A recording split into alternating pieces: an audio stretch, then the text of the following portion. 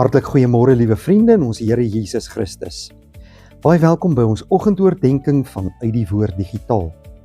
In hierdie pragtige oggend is dit ons voorreg om stil te word in die teenwoordigheid van die Here. Ons is tans besig met ons reeks wat handel oor die tema Jesus verander alles. Ons is by deel 4 en vandag staan ons stil by Jesus verander my verhoudings.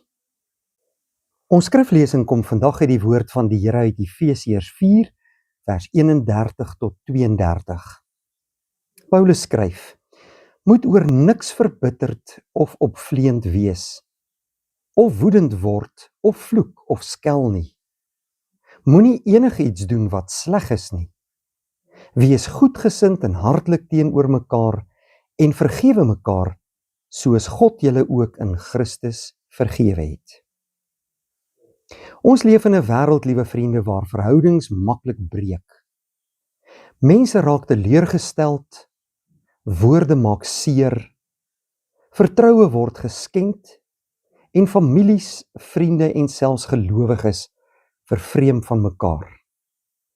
Baie probeer om hulle verhoudings self reg te maak, maar ontdek gou dat ware verandering nie uit onsself kan kom nie. Die evangelie leer ons iets wonderliks. Jesus verander nie net ons hart nie, hy verander ook ons verhoudings. Wanneer hy ons lewe vernuwe, verander hy die manier waarop ons na ander mense kyk en hoe ons hulle behandel. Vandag gaan ons stil staan by 3 hoofpunte vanuit hierdie teks en die Here wil graag hierdie besondere waarheid ook aan ons kom leer. Ons eerste belangrike punt vandag is, Jesus leer my om ander met liefde te sien. Voor ons Christus geken het, was ons dikwels op onsself gefokus. Ons vra, wat kan ek kry? Maar Jesus leer ons om te vra, hoe kan ek dien? Hy het self gesê, soos ek julle lief gehad het, moet julle mekaar ook lief hê. Johannes 13 vers 34. Christus se liefde verander ons ingesteldheid. Ons begin ander mense sien as mense vir wie hy ook gesterf het. Liefde word nie meer maar net 'n gevoel nie, maar 'n daad van gehoorsaamheid.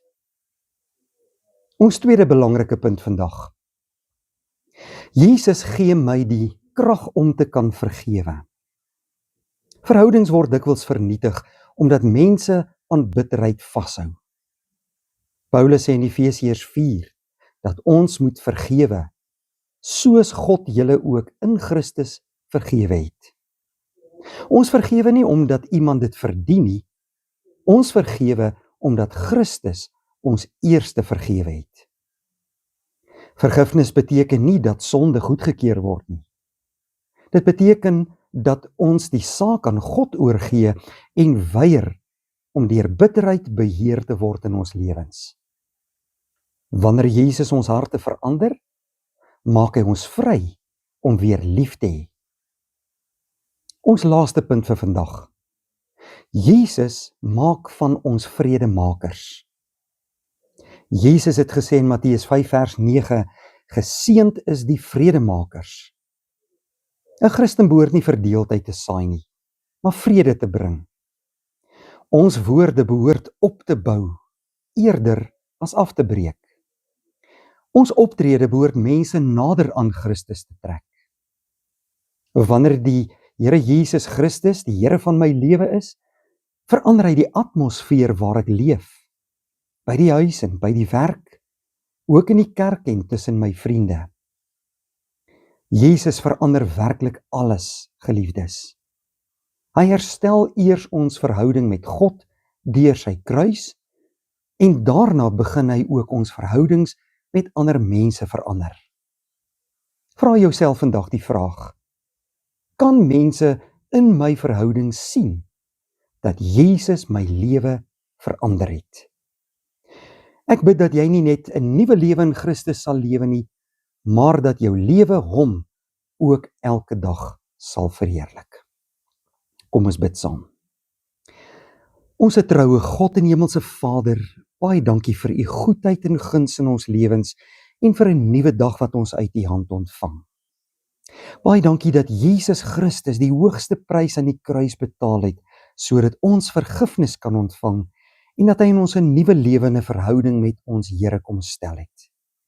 Laat ons ook ander mense vergewe, soos wat u van ons vra in u woord.